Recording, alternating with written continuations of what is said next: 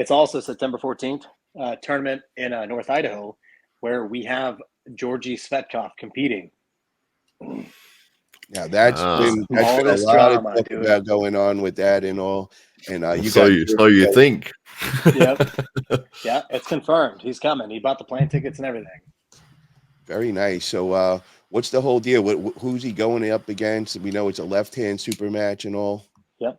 So at first it was going to be Cody Merritt, and then Cody has to pull Pablo, so the timing didn't work out. And then it was going to be nobody else would take the match, and then Joe Meek took it out of Oregon, and he just got injured, so it switched to Nicholas Mode, just trying to find somebody who would pull him. And Nick's really strong, and he's an up and comer out of Oregon, and so I think it'll be fun to watch. But after seeing all this stuff about Georgie, it's crazy that we can have him compete, but it seems like nobody else can. But I reached out to Georgie before his left arm was even on contract, and I invited him as a special guest, not even to compete, and then he asked to compete because he wasn't under contract left-handed yet. So I don't know. I keep saying all this stuff about him, like everyone, all these bans, and like him not being able to compete, but over in North Idaho, this little tournament he's competing at, which is crazy. Yeah, that's the thing that's been kind of confusing for everybody because we've heard so many different things. At first it was East versus West associate hit up Georgie and told him that he can't compete because he's under contract, but it was told to the Knuckles Up guys that only the right hand was under contract and that they could use the left hand. But then an associate hit him up and said you better check in with that. And when he did check in, he was declined being able to pull left hand. And then we also heard that it wasn't, an East versus West contract problem, that it was actually a WAF problem. And, they approached Georgie in person when he was at one of the tournaments. And, he was told that if he does compete at Knuckles Up, not only will he be banned, but his whole team would as well. So it was just a lot of confusing things going on. We're still trying to get to the bottom of it and trying to get some answers, and then to find out that he's able to go to your event and that he wasn't contracted with the left hand, that you guys got the okay for him to pull.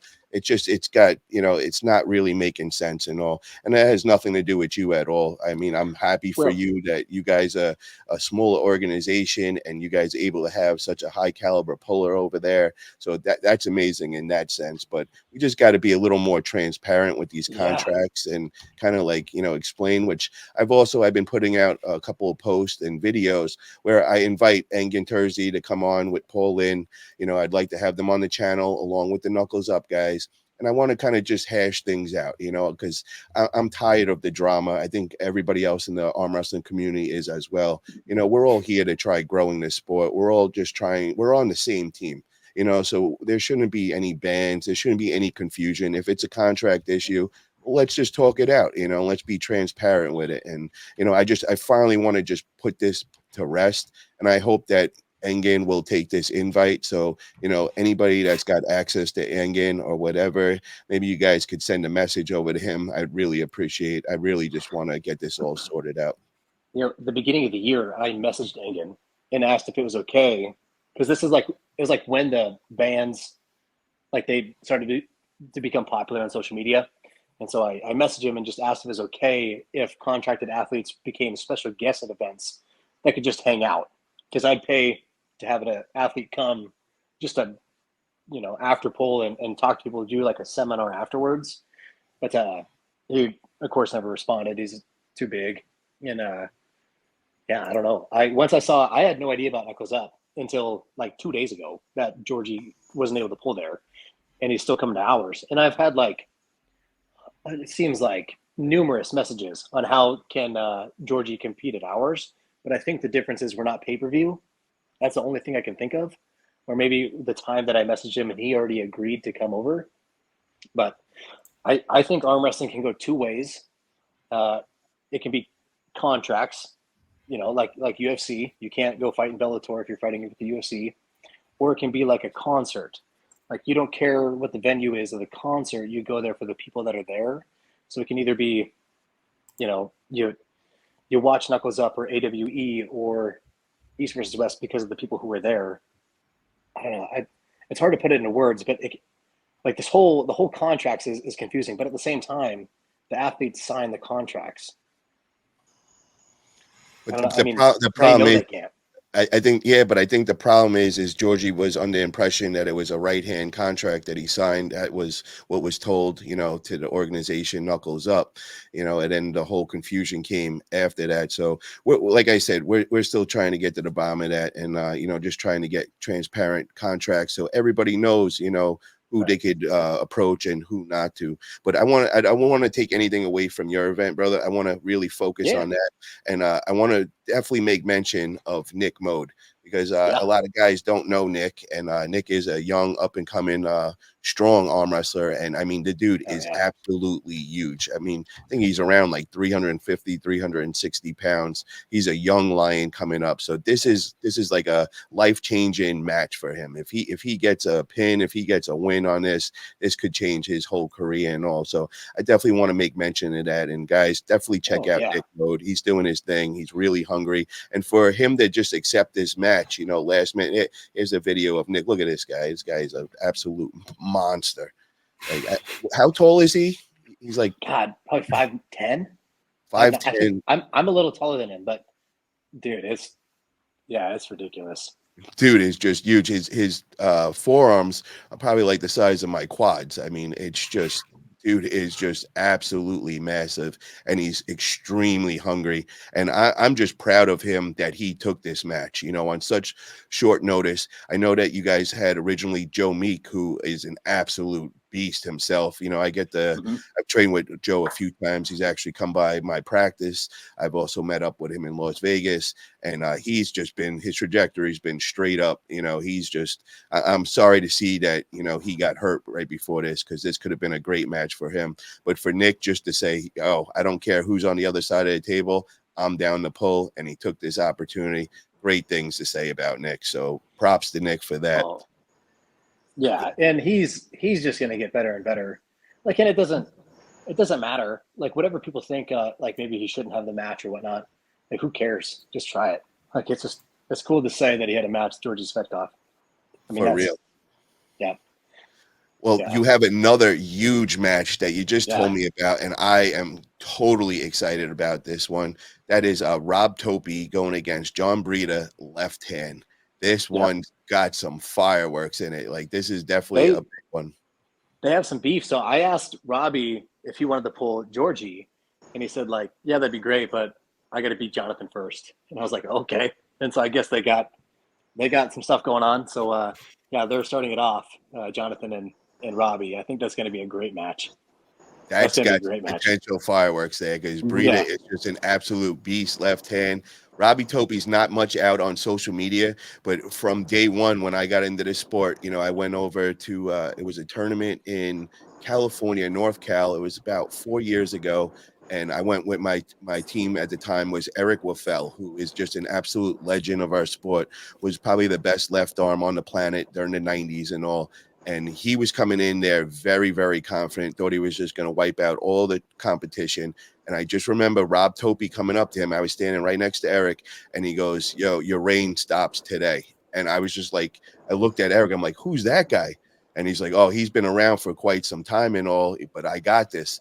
And then Rob Topie, did what he did, and he kind of destroyed Eric that day. And I think Eric was in shock over it. I think everybody there was in shock. But I yeah, mean, when you see him, just like you look right there, Rob Topie is an absolute animal. Dude is just monstrous. I mean, he could be a bodybuilder as well. And I think he's been pulling, way over 10 years. So he's definitely an OG in the game. I want to ask Robbie Russell, because I seen your reaction when you heard the match. What's your thoughts on this match, and who do you think is the favorite? That's two of the best lefts in North America. Period. Uh, I have doubted Robbie on a couple matches, whatever that he's been capable of pulling off. Breida's is really good and looked great at East versus West, man. And I hate to go against my Southern guy, but Robbie's the proven product. Yeah, and there's a significant size difference. You Yeah. could tell just from this video right there. Robbie. Does anybody Is that know what recent? Robbie's weight is? I think that's some time ago. yeah. I think it's Okay. Yeah. 2013. Yeah, Okay. yeah, but I mean, he's not. He looks pretty much the same, today. I mean, the dude is just. What is his weight at? Do you have any idea, They're Dave? they're coming in at the same weight. I don't know if it's Oh, if they're going to really? pull 242 or 231. Wow. But I Okay. think the cap for them would be 242. They're going to Okay. be the same. Yeah. Wow. Matt, what's your thoughts on this match? Well, I'm not sure. I haven't heard of the guys before, but my God, Robbie Topie's forearms. I don't think I've seen thickness like that before. That's absolutely insane. I'm just looking at a match he's got here with Sandra Cedrus. Let me just bring that up so everyone can see what I'm looking at. But yeah, incredibly impressive.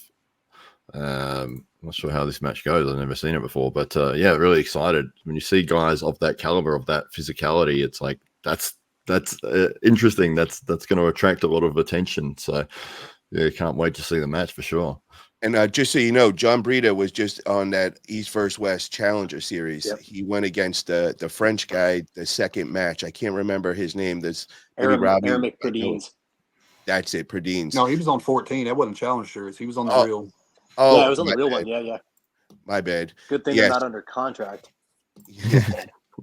So that was you seem to be the guy, bro, that could get anybody on your card, huh? You got the connections over there. We got to talk with you, Dave. I got Michael Todd last year. Yeah. There you go, man. Yep. He's the man to speak to when we talk about getting him on a card and all. But John Breida was the one that, if just to remind you, Matt, him and Perdines had an amazing match. It was back and forth. John got a little confident, during the match. I think he was up. I think it was 2-0. I believe, it was 2-0, and then Perdines made this insane comeback. And I mean, a couple of those last rounds, it was like, John had him like a half inch from the pad, was about to finish him, and then somehow Perdines just stayed in it and brought it back, and he got the win that day, which I think everybody there in person, their mouth just dropped. It was a great way to start off your event. That was some more. Robbie, were you surprised at all with that match, at all with the outcome? A little, honestly. I thought that once it got going, I thought that he was going to be able to finish it off, and then that lane was just found. For me, I think this match is important to know what version of Robbie's going to show up. Is it as a highly trained version? Because I can promise you right now, Jonathan's not showing up just to show up. It's not who he is. It's not what he's going to do. He's there for business. So if Robbie don't come in at top form, whatever, Robbie's probably going to get beat fairly easy. But the top level Robbie, I think, is just a little bit better. I mean, from an experience standpoint, not that he doesn't have that, but man, it's just hard to go against a guy that has got some of the wins he has. And to hear that there's, beef in the backgrounds and all, that's got to add to this as well. So yeah, I'm thinking Robbie does not want to lose to him. So I'm going to say they that. don't want to lose. Yeah. So both of these guys are going all in on this match. And this could be some serious fireworks for sure. So very, very excited about this. Really cool that you getting these top level matches going, man. Where can people check that out? I feel like part of the reason why we're not getting banned, like with Georgie coming, is the fact that we're not live streaming or pay-per-viewing. I really think that's the difference. Like, we're not taking money from East versus West. But I know that it'll all be filmed. It's not going to be like Arm Wars where it takes 10 years for the videos to come out. It'll be right afterwards. Who do you have filming it? Just out of curiosity. We have a lot of people supporting us, especially this year, because this is the third year doing tournaments up in North Idaho. And there's crews for everything, for filming. I mean, it's nice because this is the first year that I haven't had to do too much. So many people helping us. But to be honest, I'm not sure. The filming crew is. There's a crew for it. Who's reffing? It'll be IFA if you can refs. make it, Jody Williams, Robert Baird, Doug Williams. There's a few different people that'll be there for reffing. Okay. Solid. Okay. Yeah. Very cool. Very cool. Shout out to Jody Williams. Yeah. That's one of our dear friends as well. That's great to have. And I just want to shout out Greg Brown TV with a $5 super chat. He says, John Breida 3.0. Really appreciate you, Greg, with the super chat and tuning in as well. Dave, tell us more about this event. You also got a nice tournament set up right after and all. Yep. So this is the third year doing tournaments. I started kind of promoting, not even by choice. The first tournament I did, well, I don't know if it was yours or not, Paul, but it was in Broken Arrow, Oklahoma. Oh my God, yes. Okay. I don't know if you remember that shit, but I drove from North Idaho to Wichita, Kansas. My car broke down. I Ubered from Wichita, Kansas to Broken Arrow, Oklahoma, 182 miles. Competed at my first tournament, flew back, sold the car to a car dealership because the motor blew up. And that's what I was like, we need stuff local. And there's Washington State, which is great. And then there's some tournaments in Oregon. But the only way that I could get the guys around us to compete was to do one close. And our practices, we started with like 5 people, and now every practice has 20 plus people that go to practice. So it's growing quite a bit in the area. And I remember the first tournament, God, we had maybe 40 arm wrestlers show up and like 100 people watch. And then when Michael Todd was there, we had over 100 arm wrestlers. So like 200 entries, 100 people arm wrestling, and 400 people show up to watch. So it was insane. And then this year, I just expect it to be even more. So yeah, this one will be Jonathan Breida and Robbie Topie, and then Nick Mode and Georgie Tsvetkov. The tournament afterwards, and then just after pulling to be able to after pull with Jonathan, Robbie, and Georgie would be fantastic. Yeah, that was my first super match ever. Was Jody. Wow. Very cool. The first match you've gone against Jody Williams, so you started right at the deep end then. Well, and it's just because he said yes.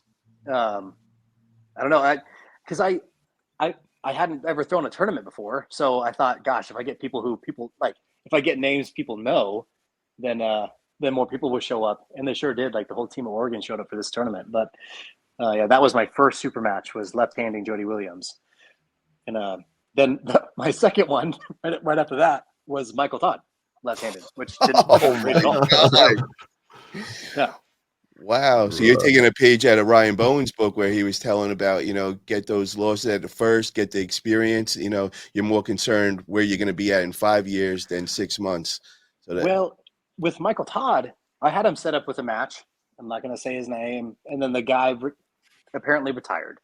And Michael just said, like, hey, I'm not going to make it out there if I don't have a super match. Well, I text everybody I know, and nobody would take the match. So I was like, shit. So I called Michael, and I was like, hey, I'll take the match if it means you would show up to the tournament. And he said, sure. And so right after that, I flew out to Michael's house in Arkansas, and I arm wrestled in there all day, and got to hang out and get to know him. And then he ended up coming to the tournament. And it was great. I got murdered, but it was fun. I just remembered this whole situation now. You didn't tell me before about the Broken Arrow, Oklahoma tournament that you came there, but I remember you hitting me up now and telling me, and I was asking where you were coming from, and you told me Idaho, and I was just like, oh my God, this dude is like for real with this. For you to take that drive that far, that is impressive, bro. Mm-hmm. And you were a diehard arm wrestling fan and puller. I got a lot of respect for that, bro. So amazing. That was an amazing event. That was one of my first ones. I think that was actually my first one I did by myself. I did all these with Travis before. I think I did like 30, 40 with him. And then, I was like, all right, let me try this by myself, see if I could do this. I teamed up with Jim Coyle and Matt Craig. And I just remember rolling up to the parking lot. We were there like 2 hours before to set up, and the whole parking lot was packed. So I just said to Matt, I'm like, oh, wow, this place is bumping. He's like, bro, I don't think it's even open yet. I think these people are here for the tournament.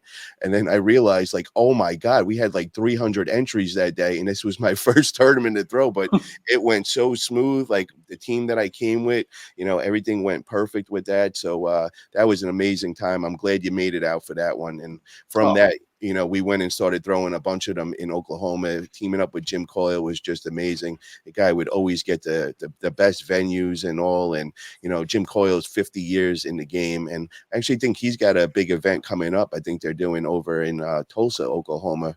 I got to get the date on that. But yeah, much respect for you, brother. And just the fact that you're a doer, you know, you're throwing events and, you know, you're building Idaho arm wrestling. And that's a lot of respect for you, brother, for doing that. So I'm glad that you're on the show today and getting a spotlight.